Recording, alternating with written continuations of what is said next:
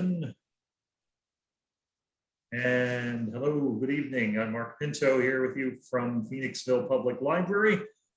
How many of you have asked yourself the question in the title slide on the screen, title of tonight's program? Well, we're pleased to have back with us tonight speech language pathologist Emily Overbaugh to tell us all about how memory works, how it's supposed to work, and how we can care for our brain and memory. Emily, welcome back. Glad to have you again.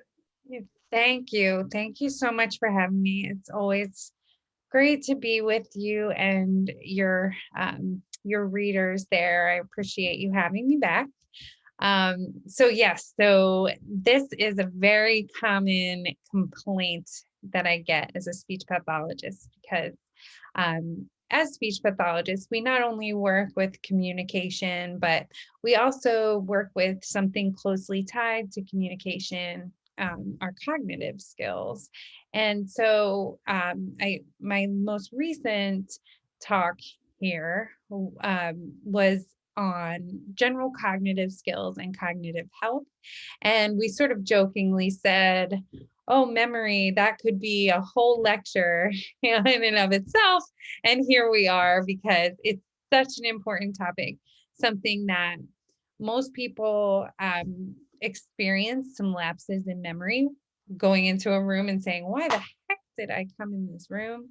All the way from, really pathological memory issues that limit people in terms of their safety or their ability to do certain daily living tasks, such as drive a car or manage their own medications or live independently.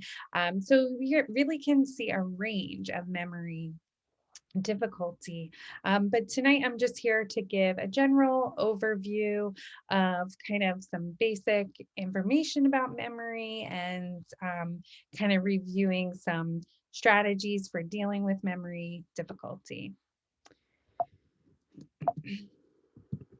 So I want to ask you all a few questions. And if you don't mind, you can either unmute yourself or type in the chat, whatever you're comfortable with. But get ready to share a few responses if you can. And if you don't feel comfortable with that, just kind of think of them in your head. Okay. So first I want to know, what is the name of the street you grew up on? Or, the street you spent most of your childhood living on? Mark, you were fast on that one. Okay.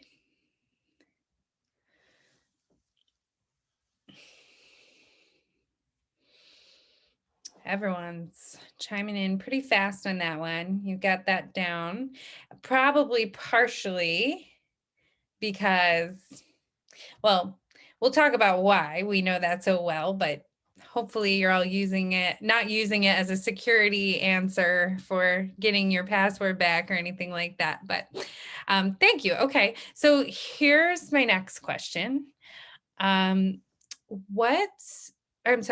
were you, if you were alive at the time, where were you when you found out that JFK was shot?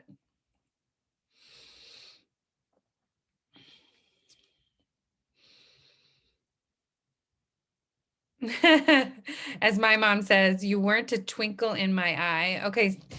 Or you were only a twinkle in my eye.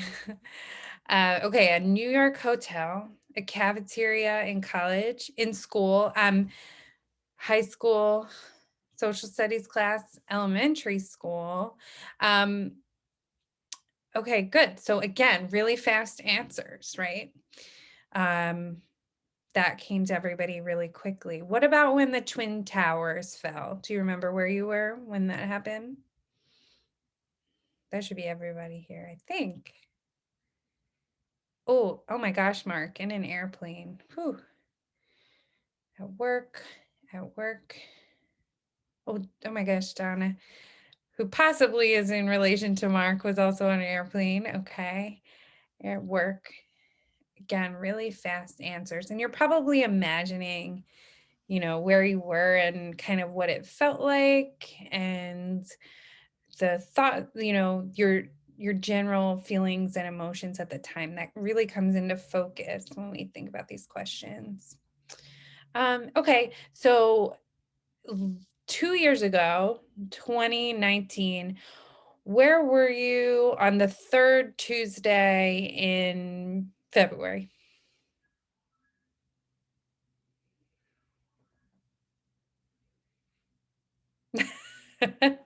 Again, a slew of question marks. No idea. Probably at work, home. Okay, so things are a little less in focus, meaning somebody said, "Are you kidding?" I love that answer. Or you are kidding. Yeah. Yeah. So not quite as in focus. We're getting some general answers like home, at work, probably. But who's to say you didn't take a PTO the day that day or whatever? But in general, somebody said in PA. Yeah, that's probably a safe bet. But it's not quite as clear in focus as the answers like um, on an airplane or in I think somebody said their social studies class. Those are really specific answers and a really clear memory, complete with um, feelings and sights and sounds that all accompanied it. So thank you everybody for your participation. We're going to talk about that a little bit more as we work through here. Just before we move forward, I just want to briefly introduce myself. As Mark said, my name's Emily. I'm a speech pathologist in the area, which means I am certified by the American Speech and Language and Hearing Association. I recently sought some certification through the Brain Injury Association to become a certified brain injury specialist, and that is a large majority of the patients that I work with. And then I also am trained in a program called LSVT Loud, which is for patients with Parkinson's disease. So it's another one of my clinical interests, working with patients with Parkinson's disease. And then Thrive Speech Pathology, that's the name of my private practice in the area. So I was telling Mark, I've been in practice for about 10 years, working in all different parts of the field, but my interests mainly lie in working with adults, mostly patients who have a variety of concerns, but many of them have had traumatic brain injuries or strokes. But this talk tonight is just more of general application on the topic of memory.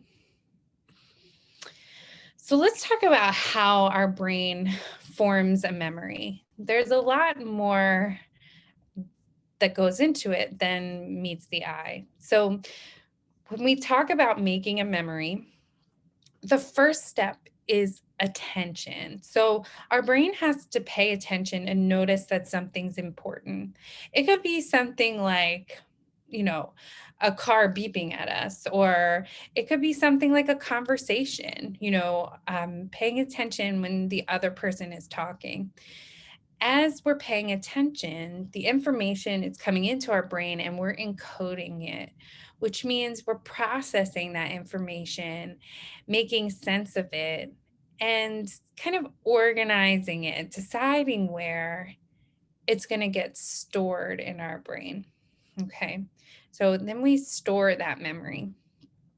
And depending on how well we stored it, we then later on, at some point in time, maybe moments later, maybe hours later, maybe years or decades later, like we talked about earlier, we have to go back and retrieve that memory. So depending on where along the chain there might be a breakdown, that can affect how well we're able to retrieve the memory that we're seeking. So let's delve into this a little more.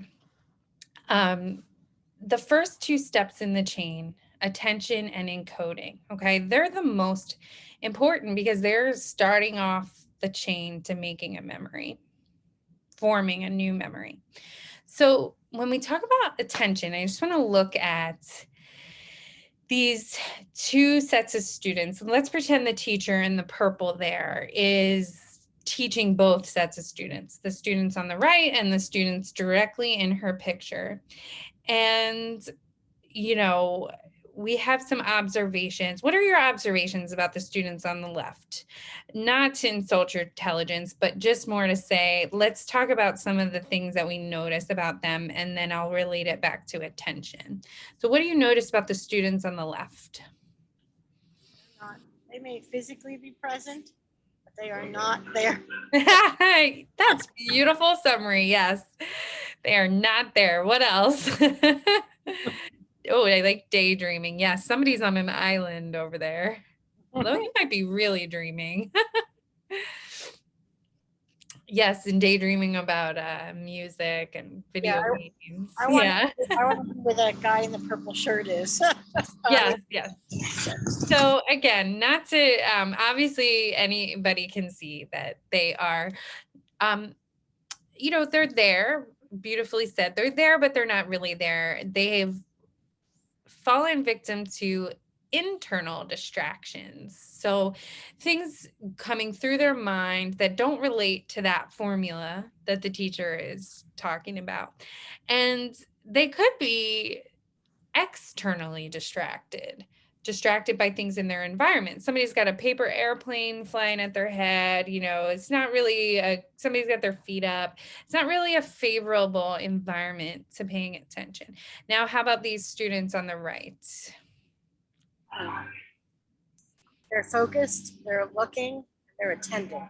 Yes, perfect. So they're really engaged in what the teacher is saying. Perfect. Oh, you were right there with me in the chat there, Sue's engaged. So both sets of students are learning the same information. Learning, we'll put learning in quotes, but both sets of students are hearing the same information. Both sets of students will receive the same test. When it comes around to recalling this formula, I won't have you type this in, but we can obviously all see which group is more likely to recall the formula correctly and to recall any of the information that the teacher is talking about. So these students here on the left had a breakdown in attention. So how can we even get all the way to the other end of the chain, which is retrieval? They are more than likely, and we're making a lot of assumptions, but for the sake of this example, these students on the left here are more than likely not going to recall the information they need to for the test, not because they have an issue with their memory, but because they weren't paying attention to learn the information in the first place. They may have the same strength in terms of memory as the students on the right, but the students on the right are, I love that word, engaged, putting their effort and energy into learning. So I want everyone to think about that when it comes to our daily life and forming memories. One of the biggest issues, especially this day and age, is our level of attention to what it is that we want to remember. I can think of many times I myself have introduced myself to someone and they've introduced themselves back to me, and it feels like seconds before I lose their name.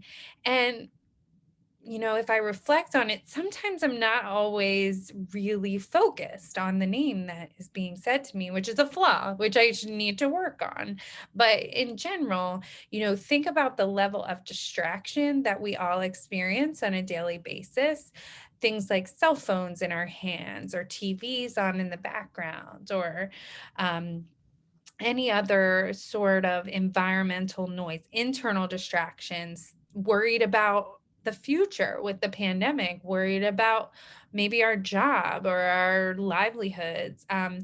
We can be both very internally distracted and externally distracted, and that can really affect our ability to pay attention and make sense of the information that we're receiving. Now, if we talk about those other links to the chain, the storing the memory and retrieving it, this is where those examples in the beginning about JFK and the Twin Towers really come into play. We store the memories that can fall into any of these categories that have very vivid smells, sounds, tastes, texture. I remember spot on what Estee Lauder Beautiful smells like, because that is what my grandmother wore. And if I smell that smell, I instantly think of my grandmother. Because in addition to the smell, she also has a lot of that left bottom box. She has a lot of emotional value to me. And in my emotional state when I was with her was very good. Our emotional state when we learned about on 9/11, our emotional state was pretty tumultuous, and that in reality helps the memory come into very clear focus and stay with us. There are other factors that influence how well we store our memory. Things like motivation. You can imagine those students on the left potentially weren't very motivated to learn and remember, and that can influence their ability to store those memories that are important. Use it or lose it. So this is a concept we talked about last time, and it's very true with memory and cognition in general. The more you utilize a skill, the more you review information, the more you will store it in your long-term memory. Repetition is also very useful. Repetition is a way to really help us solidly store information. You remember the name of the street that you grew up on, possibly because it's very emotionally valuable to you, but also because you've repeated it hundreds, if not thousands of times in your life. Especially, as I mentioned, if you're using it now to help you with your password protection. But in general, we won't forget that information because we in theory won't forget that information unless there's another factor at play, like a disease or an illness. But in theory, all other things equal, we won't forget that information because we've heard it so many times. And, the fact of the matter is we remember what's important to us, and we repeat and process what's important to us. And there's lots of other factors, but these are the main ones that I want you to think about when it comes to why we remember something and why we don't. So traditionally, and I guess sort of informally in the world, people like to think of short-term memory versus long-term memory. It's not quite as simple as that. When we think of big headings for memory, we really want to actually add a third heading, which is working memory. And honestly, these three bubbles are pretty overly simplistic. Want to get away from thinking about short-term and long-term and even working memory and delve into what types of memories we form. And even the way I broke it down tonight does not go into all the nitty-gritty detail, but I wanted to just kind of, for simplicity's sake, in general sake, just kind of stay on some of the larger, most important categories. So I love this definition of long-term memory. Long-term memory as a vast store of knowledge and a record of prior events. Okay, our own personal record of prior events. And within that, we can have procedural memory, which is memory for as it states, the procedures that we complete. For instance, well, actually, let me see if you can chime in with that. So what kind of procedures, what kind of things do you remember because you've done the actual activity so many times? There's a hint there in the picture, but beyond that, what kind of things do you remember how to do because you've done it countless times before? Writing my name. Writing your name, good. Yep, that's the motor task. Your hand knows how to move. Cook, oh man, I wish I had that motor memory. That procedural memory. Yes, cooking's a good one. Writing your name, perfect. Driving a car. Good one. Playing a piece of music on the piano is another good one. Driving a car, yes. Those are all memories for things. Riding a bike, yes, good. Those are all things that are motor skills, plans that our brain has in order to do a task that we know how to do because we've done it countless times. Now, declarative memory is our personal knowledge, our knowledge about things, facts and figures in our life. For instance, this gentleman, if you were his wife, what his birthday is, or things like general facts about the world. Who is JFK? That's a memory, that's a knowledge-based memory. Okay. When we think about short-term memory, this is another good definition. Faculties of the human mind that can hold a limited amount of information in a very accessible state temporarily. And the tricky part about short-term memory is it decays over time, meaning the memory is not as strong as time goes on, and we have a very limited capacity. So we really want to get that memory stored in our longer-term memory so that we don't lose it. But as many people have experienced, like, why did I just come in this room? Sometimes, that temporary state is pretty quick. And then we have my favorite type of memory, working memory. Okay, and memory as it's used to plan or carry out a behavior. And what that means is you not only have to remember something, but you have to do something with that memory. So I put that great song that hopefully won't be stuck in everybody's head now, but when this gentleman, I forget his name, who sings this song, if anybody remembers, chime in, but he's not only got to remember Jenny's number for a good time, right? For a good time call. He not only has to remember it from the bathroom wall, he's got to call the number, right? So he's got to keep that number in his head, walk out of the bathroom, because I'm assuming at the time there wasn't phones like there are now, at the time that song was written, but he's got to remember the song, keep that number in his head, and then he's got to dial the phone. Okay.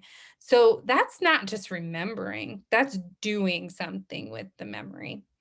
Another example, I think that was already given, but it also has applications to working memory, is cooking. So when you read a recipe and then go to the pantry and gather all of the items that you need to make a recipe, you have to remember what was on that recipe card, unless of course you take it with you, but you get the idea that this is a really active form of memory, and one that is definitely more complex than just simply remembering single facts. So when we're talking about memory overall, there are a number of factors that can influence how our memory functions. Of course, there is normal aging. And as I mentioned in our cognitive talk last time, if you were there, that unfortunately, there is some research that suggests that our cognition, our thinking skills, start to show signs of declining in our 20s and 30s. So I'm thinking none of us here are completely spared from that. But the point is that memory does can have a decline over age, and that's normal. Certain things can accelerate that decline. So an illness or an injury, such as a traumatic brain injury, a stroke, or another neurological illness like Alzheimer's disease or any other progressive neurological problem. And then we have other temporary or, potentially chronic problems like mental health issues, well-being. What I don't mention here is chronic health issues that can influence memory. Things like chronic hypertension, for instance, that, is unmanaged. Any kind of health issue that goes unmanaged and untreated can negatively affect our thinking skills. So what can we do? What I like to break down kind of ways to tackle memory challenges break it down into internal strategies, external strategies, and environmental modifications. And I shouldn't say just me likes to break it down that way. It's one of the ways we break it down when we're talking about rehabilitation science.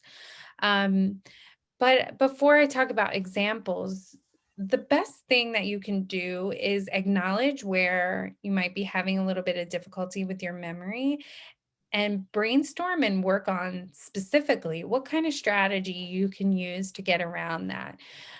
So many people say they have trouble remembering names or they have trouble remembering to take their medications.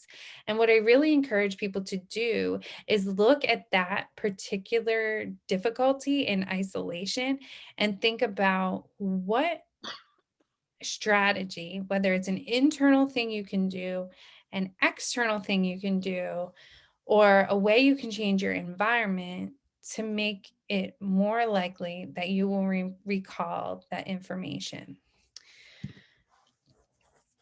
So this is borrowed from the presentation before, but some of it. But in general, we go back to that idea of heightening our attention when we talk about internal. So internal means things that we can do within our own minds and bodies that make it more likely that we'll remember something. So internally, we want to really pay attention. And I know that sounds overly simplistic, but as we discussed earlier, it is the foundation to forming a memory. We also can practice rehearsal of information, which simply means repeating the information until it's more solid. In other words, stuck in our brain, like the street we grew up on. Building associations, which probably many people have heard before, but when patients have difficulty remembering my name, I tell them, think about an Emily, think of an Emily that you know, that when you see me, you think of the Emily that you know that's in your family, and you won't forget my name because you're associating with something personal in your life. Music. Sue said she's been trying to find a command for Echo Alexa to tell her why she went into a room. No luck so far. We actually are going to talk about Alexa in a moment, so you're on the right track thinking about that. Music, tunes, rhythms, rhymes. I always will remember 30 days has September, April, June, and November, right? Many people know that because it's rhythmic, it has a rhyme to it, and it stays with us because there's something unique. There's a unique feature about it.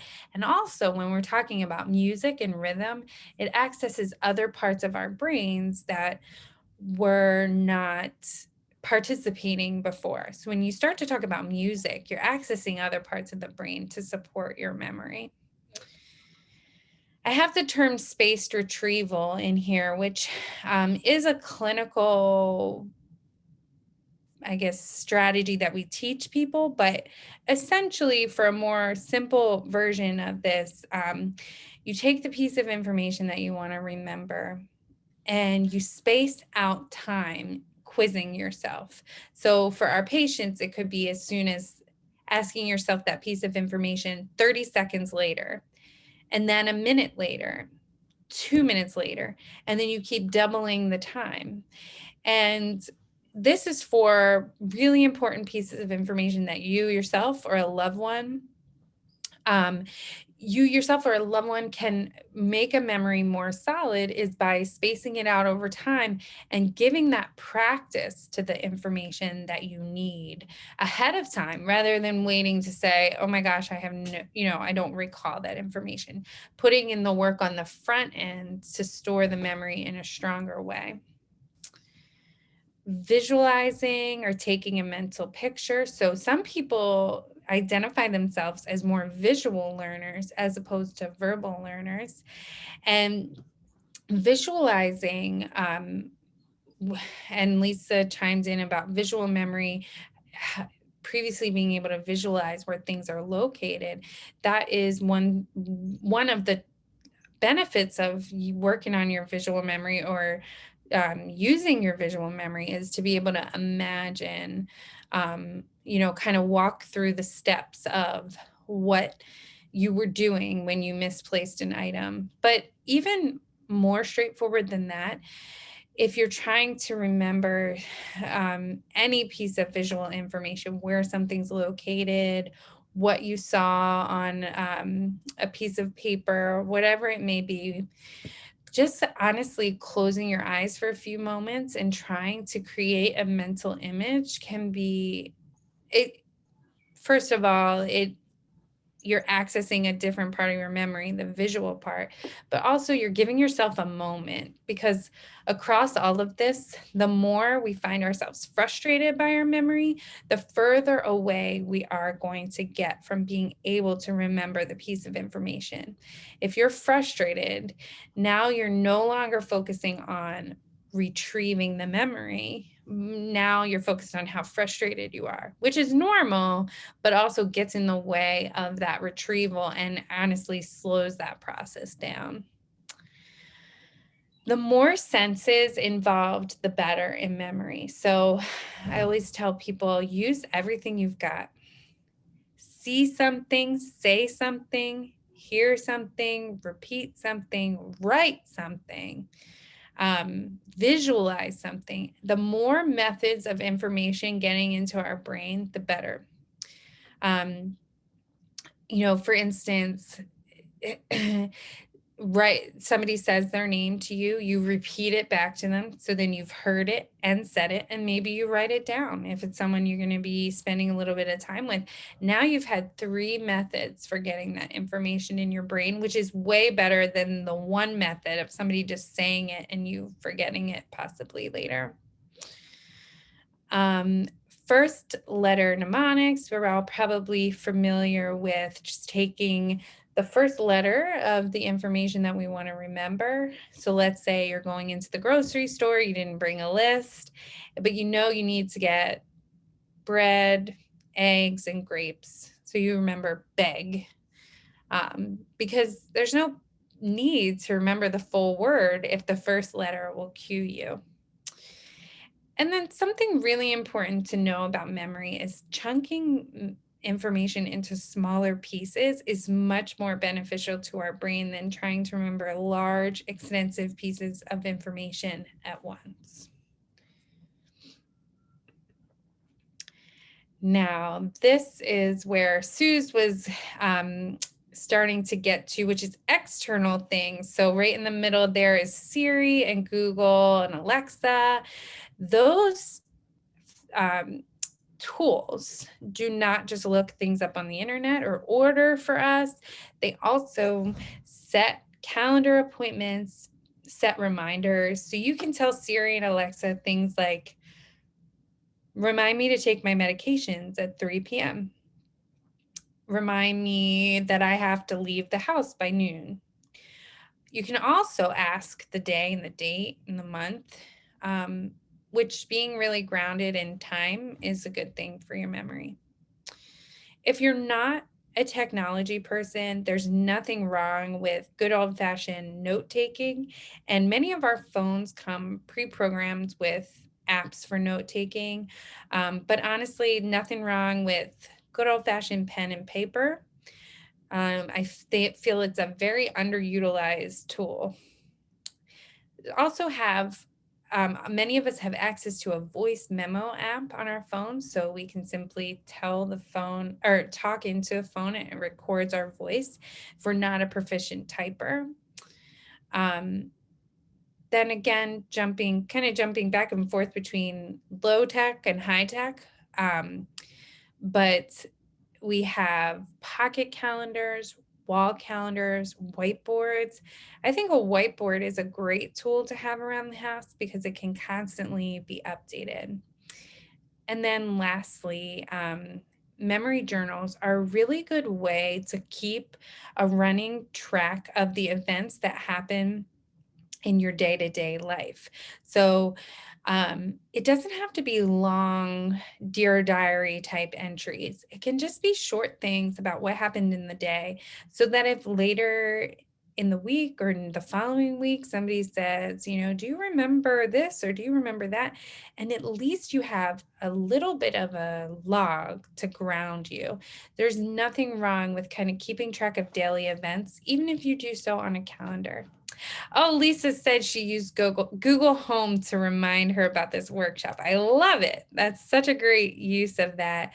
And honestly, I encourage people to utilize a lot of the technology that's out there. It's very memory friendly. It's really great. And actually, I should say there's the new Apple AirTags and then something called a tile, which you can place on items that you misplace frequently, and then you can tag the item that you have misplaced and it will locate it for you in the house. So use the technology and all of these things like the low level Alexa, the low level or the Apple AirTag, all of those things are relatively inexpensive if they help your daily life. But again, nothing wrong with the good old fashioned Post-it or notepad. And then something I think is really important to talk about is our environment. So you can see these folks down here, really noisy, chaotic environment, lots of going on. And we remember those kids in the beginning, you know, in general, your environment will tell a lot about how strong the memory is that you're forming. So you really want to be mindful of, you know, how distracted you are when something important is happening. If your spouse is talking to you, it's generally a good idea to mute the TV or put your phone down, find a way to give them your full attention so you don't have that experience later where they say, we talked about this, right? Part of the way you can help with that is just simply making sure that you're paying attention and that your environment's really friendly to learning. And then, of course, you want to be intentional about your environment, being organized if you can. An organized environment is a memory-friendly environment. Everything has a place and everything in its place, as they say. Getting in really good routines where your brain can start predicting what's coming is memory friendly, and having visual cues around the house to remind you of things. You know, I have a very large stack of reminders, partially because writing things down helps me, but also because it's in my visual fields. I won't go into detail about each of these. I've shared these before. These are different apps that are supportive of memory. We have, as I mentioned, preloaded apps on our phone like calendars, alarms, Siri, Hey Google, etc., that are no additional charge for us, that are automatically already on our phones if we have a smartphone. And then these are some other app suggestions for organizing and remembering. And if you want to take a picture of the screen, or if you need the list later on, I can send it to you over email. Okay, so if you're concerned about your memory, you know, the professionals can help you. The first thing to keep in mind is if you're concerned about your memory, don't necessarily feel the need to say, oh, you know, it's just, I get a lot of, I'm old or I'm getting old. But people deep down are a little bit concerned about it. I always say, you know, seek help if it's affecting your daily life, your ability to function, or your ability to complete the things that you want to complete or you used to complete. The first line of defense is talking to your primary care doctor because they sort of manage it all. So hopefully you have a good primary care doctor. But then the primary care doctor should then make a referral to a neurologist. If both of you agree that, yeah, this memory issue is a bit concerning and we want to check it out a little bit further. And that could also include a neuropsychologist who really melds together, you know, psychological, mood, emotional concerns, and also neurological concerns. And then hopefully the neurologist will make a referral to somebody who's a cognitive therapist. It's usually a speech pathologist like myself, but it can also be an occupational therapist who specializes in cognition. But essentially, you just want to get with someone who can help with this process of problem solving and kind of learning if the memory issue that you're dealing with is something to be something more than just normal aging, or if it's just kind of a manifestation of aging, and which still may warrant helping you. It still may be impacting your daily life. So either way, there's no harm in kind of getting it checked out and getting some support. In general, there's some really important things to think about when we're caring for our memory. Getting adequate sleep is good for both attention and memory. Our brains need adequate rest to be able to function at their highest capacity and to process all of the information that we receive on a daily basis. We always want to be trying new skills and activities. It's one of the best things we can do for our brain health. That can be anything from doing a craft at the Phoenixville Library, all the way to learning a new language, getting more proficient on the computer, whatever it may be. Try something new, do something new, learn something new. It's one of the best things you can do for your brain.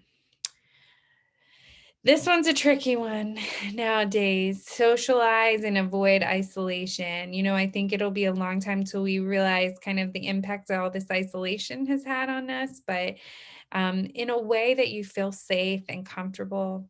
Try to get back out there and socialize again in a way that you feel safe and comfortable. I'm certainly not encouraging anything out of the current recommendations, but socialization and community engagement, such as, what we're doing now, is honestly really good for your brain. Eat a healthy diet and exercise. Try to limit alcohol consumption, which over time can have a negative effect on your cognitive skills and memory. We always want to be taking care of our mental health, which can have a direct effect on how well we function cognitively. Want to manage long-term medical conditions, make sure we're up to date and taking appropriate medications to manage chronic conditions. But along the lines of medication, we really want to be sure that we're talking with our doctor and pharmacist about how our medications can impact our memory. Some people are surprised to find that a side effect of their medication can be confusion or disorientation. So if that's one of the things to look at. Also, sometimes the interaction of medications can have a negative influence on your thinking skills. So it's really worthwhile conversation to talk to your doctor about whether or not they think that your medications can be influencing your memory. And I'll leave you with one final thought. The old adage is true. If it sounds too good to be true, it probably is. So when products are claiming to improve your memory or sharpen your brain, you really want to be skeptical. I see commercials all the time for Prevagen, which is a supplement that claims to improve memory, or the makers claim to improve memory. And unfortunately, there has not been a supplement that has been proven to improve memory when we look at the research.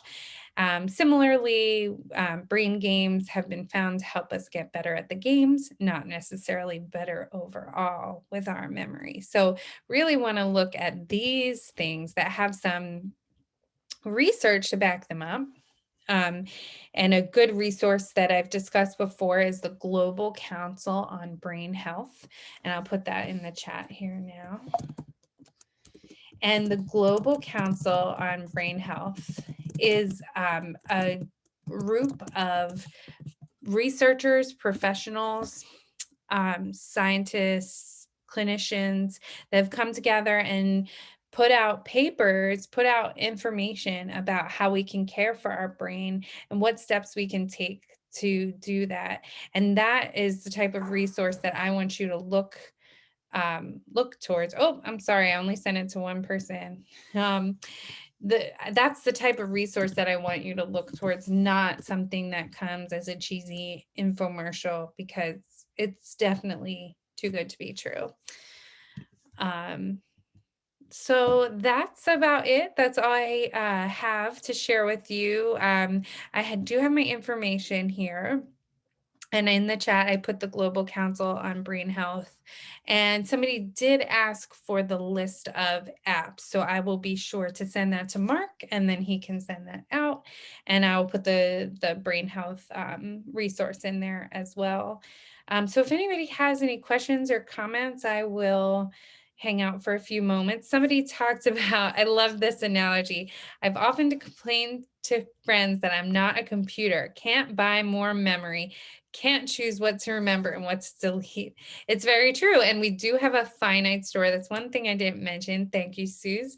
That we do have a finite limit on our storage. And so over time, I think the longer you live, the more info in your head. And that's true. Then our knowledge over time does grow, but we do have a point where that sort of levels off and our brains kind of get filled to the max, which is good though. We have lots of good knowledge. So if anybody has any other questions or comments, I am here for a few minutes, or of course, accessible by that email address or phone number.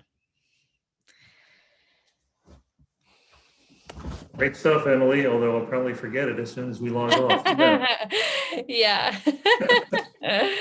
That's okay. That's why you have the permanent products. You have That's the right. YouTube video to go.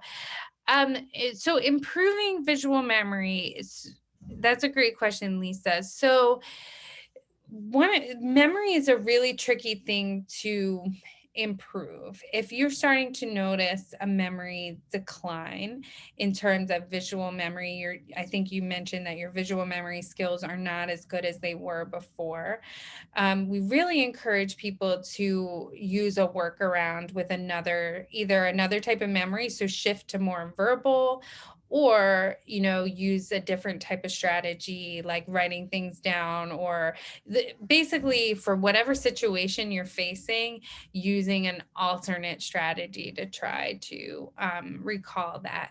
But in general, practice can never be a bad thing. So quizzing yourself, like I often have patients set out items. Let's say it's 5 of their personal items, like glasses, a cane, their cell phone, whatever it may be, 5 or 10 items. And I actually have them practice looking at the items, closing their eyes, making a mental image, looking at the items again, and then putting them away and going about their day and trying to recall it later on. So actually exercising your visual memory can be a good thing.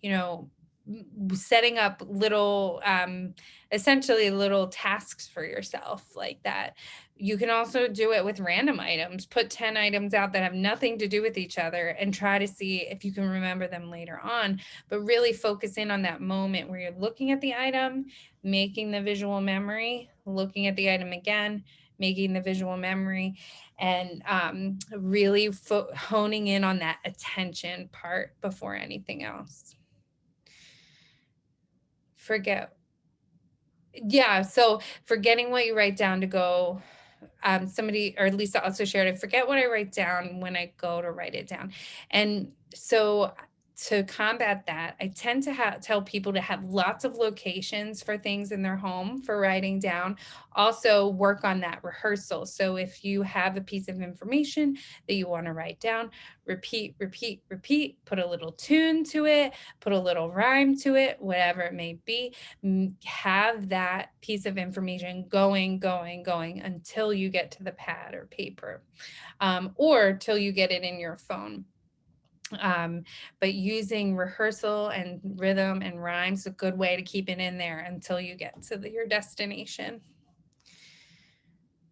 Okay, Marjorie shared, remember all the facts about something but can't think of the word or name of it, which I dare I say is a whole nother talk, but that is, you're probably talking about something called word finding. So word finding is related to memory, but it's a little bit different. So word finding is our brain's ability to access the word that we know and express that word out. So I can share in the email to Mark a list of word finding strategies, because word finding strategies or word finding difficulties, another very common age-related change as well. Word recall. Yeah. So I'll share some word finding strategy ideas. Okay. And then somebody commented, oh, sorry. I thought I was moving the chat, but I was not. I don't know what happened. Oh, there we go. Okay. Sorry about this. So somebody said, I like paper notes, but don't always have to carry from room to room. Same is true with phone notes. Absolutely. So more places you have set up, the better. Again, trying to see what method works best for you to keep the information fresh in your head until you get to that paper is different for everyone. Some people it's, like I said, the rhythm, rhyme. Some people it's repetition. Some people it's saying it physically out loud so you can hear yourself say it. Whatever you have to do to keep that information in your mind until you reach the pad and paper is going to be different for everyone, but I encourage you to try some different things. Lots of people saying word recall, word finding, word recall. Yeah. Definitely a separate topic, but just as problematic for a lot of people and very frustrating when you can't. That's why there's the term, it's on the tip of my tongue, right? Because that phenomenon is very frustrating. So I understand why a lot of people are chiming in with that. And then there's one other comment. I hate that I've kept an item in the same place for 20 years, but decide there is a better place and cannot find it again. Yes, isn't that the way?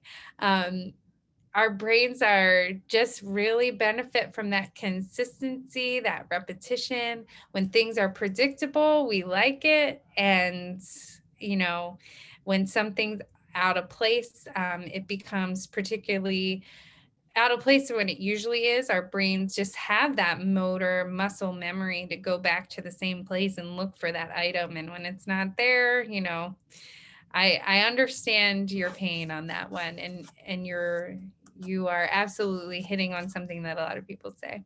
So thank you so much, everyone, for chiming in and for answering the questions. I loved hearing all the different answers, and I'm just so grateful, Mark, that you had me back again, because you guys are so great. Thank you. Excellent stuff. Yeah, thank you. I think we have our topic for the next one, huh? I know. Yeah. That sounds good. Yeah, we can do word finding. Lisa, how do you access the first session? Yeah, just go on on YouTube and Google Phoenixville, or search Phoenixville Public Library, and you'll find it. Yes, there were two prior to this. One was on strokes and one was on brain health. So just so you know. Gosh, I forgot. Referencing the one on brain health, although I think we covered some of this in the other one too. Well, thanks everyone for joining us tonight. Thank And you. you'll also be able to find tonight's session on the YouTube channel too. And I'll make sure when Emily sends me the email to forward it to all of you guys Okay, great. as well. Thank you. It was great. Thank you. Wonderful. Thanks, everybody. Thanks again, everyone. All right. Thank you. Thank you. So Mark, Yeah. I need to send, see, I'm repeating the information, so I don't forget, and I should write it down also.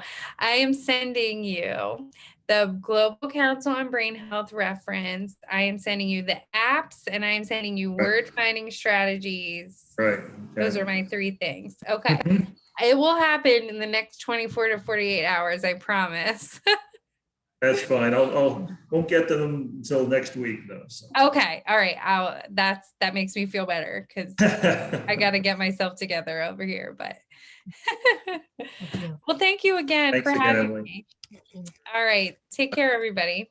You too. Stay Bye. safe, get Good night. cool and healthy and all of those things. Bye. Thank you, Emily. Yes, Bye. Thank you. All right. Let me stop the share here.